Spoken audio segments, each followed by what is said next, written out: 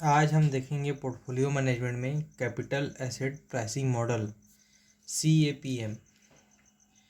Capital asset pricing model CAPM। इस model में risk कैसे निकाला जाता है, इसके हम फैक्टर्स को देखेंगे। पहला, रिस्क निकालने का एक फॉर्मूला है RF plus beta into RM minus RF। यहाँ बीटा बीटा बीटा का मतलब है कि जो पर्टिकुलर शेयर है वह मार्केट के साथ कितना सेंसिटिव है। मान लो किसी शेयर का, या मानो मार्केट 1% बढ़ा, मार्केट आपका 1% बढ़ा और आपका शेयर का प्राइस 2% बढ़ता है, तो मतलब आपका बीटा कितना है, 2 है इस पर्टिकुलर शेयर का। अब मान लो मार्केट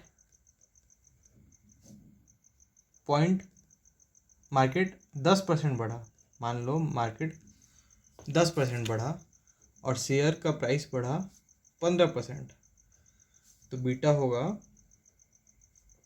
15/10 1.5। ये हमारा बीटा है। मार्केट बढ़े तो शेयर का प्राइस किस रेशियो से बढ़ रहा है, कितना वो सेंसिटिव है शेयर, उसे हम कहते हैं बीटा ऑफ द शेयर। यहाँ मार्केट गिर रहा है, मान लो 15% से, और शेयर भी गिरा है आपका 15% से, तो आपका बीटा कितना हो गया, 1।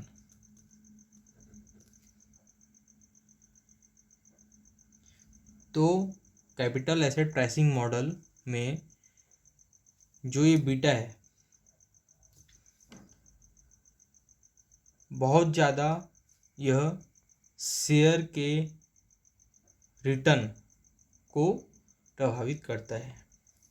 RF मतलब क्या है, जैसे हमारे इंडिया में गवर्नमेंट बॉन्ड्स जिसमें रिस्क है ही नहीं, गवर्नमेंट बॉन्ड जिसमें रिस्क 0 है उसे लिया जाता है। तो RF गवर्नमेंट बॉन्ड का जो रेट है उसे हम लेते हैं RM मतलब मार्केट का रिटर्न, RM मतलब मार्केट का रिटर्न। मार्केट आपको क्या रिटर्न दे रहे हैं, तो RM माइनस RF। RM मतलब मार्केट का रिटर्न, RF मतलब रिस्क फ्री सिक्योरिटी का रिटर्न। RM मतलब मार्केट का रिटर्न, RF मतलब रिस्क फ्री सिक्योरिटी का रिटर्न। इससे जो रिजल्ट आता है इसे हम बोलते हैं रिस्क प्रीमियम। मतलब यहाँ पर तो रिस्क 0 है, RF में रिस्क 0 है, RM में रिस्क है मार्केट का। तो आपने जो रिस्क लिया, RF में पैसा नहीं लगा के रिस्क वाले सिक्योरिटी में पैसा लगाया, तो जो एक्स्ट्रा आपको रिटर्न मिल रहा है वो है रिस्क प्रीमियम। तो RM मतलब RM माइनस RF हो गया आपका रिस्क प्रीमियम।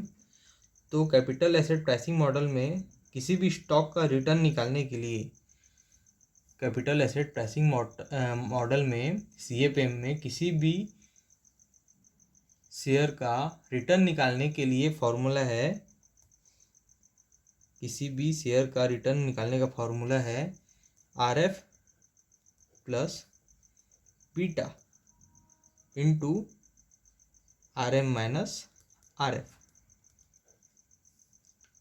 ये आपका कांस्टेंट रहेगा जनरली। आरएम भी आपका कांस्टेंट रहेगा जनरली। तो किसी भी शेयर का जो रिटर्न है वो कम ज़्यादा होगा उसकी बीटा के वजह से। मान लो किसी शेयर, मान लो आरएफ है आपका 6%, आरएम है आपका, जनरली मार्केट अभी 10% का रिटर्न दे रहे हैं, तो आरएम मतलब आरएम माइनस आरएफ हो गया आपका 10 माइनस 6 बराबर 4%। अब बीटा मान लेते हैं उस स्टॉक का है 1, मतलब वो मार्केट के साथ ही वो स्टॉक चल रहा है, मार्केट के अनुसार ही वो सेंसिटिव है। तो यहाँ आपका रिटर्न कितना हो गया 6% प्लस 4% 10%। अब ये सेकंड एग्जांपल लेते हैं, स्टॉक 1 था, ये आपका स्टॉक 1 था। अब आते हैं हम स्टॉक 2 पे।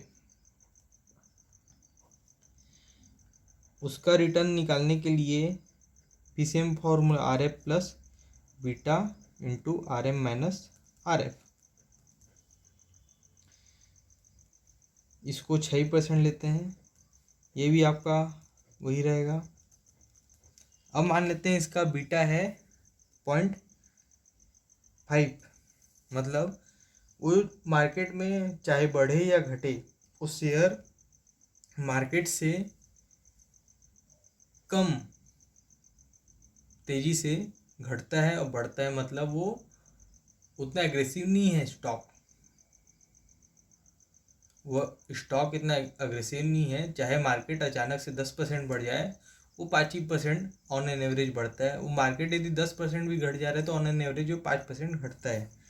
तो इस कंडीशन में उसका रिटर्न कितना हो जाएगा एज पर CAPM मॉडल 8%। यहीं एक एग्जांपल लेते हैं स्टॉक 3 का। RF plus beta into RM minus RF। मान लेते हैं कि उसका बीटा है 3, तो उसका रिटर्न कितना हो गया, रिस्क प्रीमियम का 3 गुना 4 या 12 और 6 18%। तो आप देख सकते हैं कि जिसका बीटा 1 है, मतलब मार्केट के साथ वो स्टॉक चल रहा है, तो उसका रिटर्न है 10%। जो मार्केट से कम सेंसिटिव उसका है 8%। और जो मार्केट बढ़ रहा है तो बहुत तेज़ी से बढ़ रहा है, मार्केट घट रहा है तो बहुत तेज़ी से घट रहा है, तो उसका रिटर्न आ रहा है 18%। तो हम देखेंगे कि आगे कि यदि कोई इन्वेस्टर है, वो अपना पोर्टफोलियो बना रखा है, अब उसे लग रहा है कि मार्केट आगे बढ़ने वाला है, बहुत अच्छा इकोनॉमी ग्रोथ का संकेत मिल रहा है, अच्छी अच्छी पॉलिसी आने वाली है जिससे शेयर मार्केट अच्छा ग्रो करेगा, तो उसे ऐसे अपने पोर्टफोलियो में ऐसे स्टॉक को कम करके, जिसका बीटा कम है, ऐसे स्टॉक को कम करके जिसका बीटा ज़्यादा है उसको बढ़ा देना चाहिए, जिससे यदि मार्केट बढ़ता है तो उसको ज़्यादा रिटर्न मिले।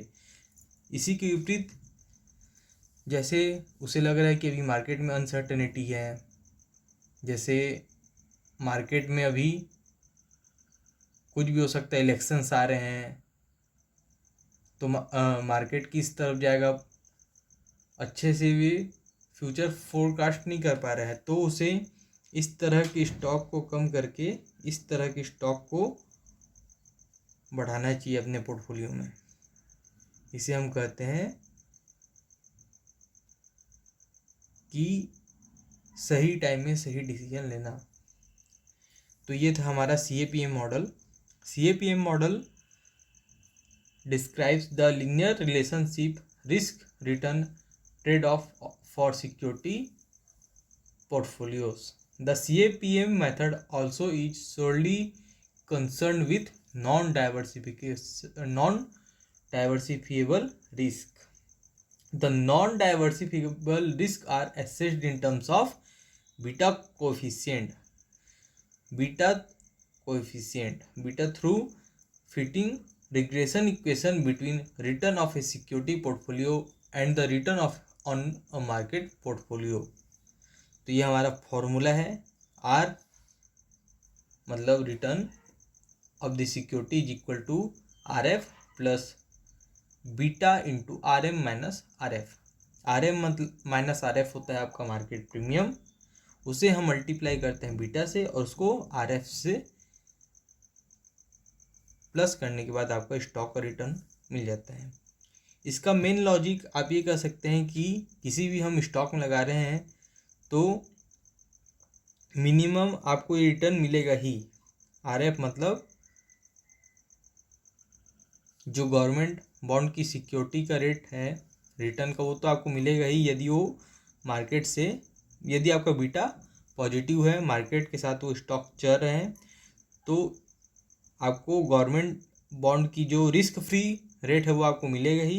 प्लस यदि आप जो रिस्क उठा रहे हैं, R M minus R M मतलब मार्केट में जो रिस्क उठाने से आपको पैसा मिल रहा है उसको आप उस स्टॉक की सेंसिटिविटी से मल्टीप्लाई कर देते हैं, बीटा से मल्टीप्लाई कर देते हैं, तो उसका ओवरऑल रिटर्न आपको मिल जाता है। तो ये था हम लोग का CAPM मॉडल।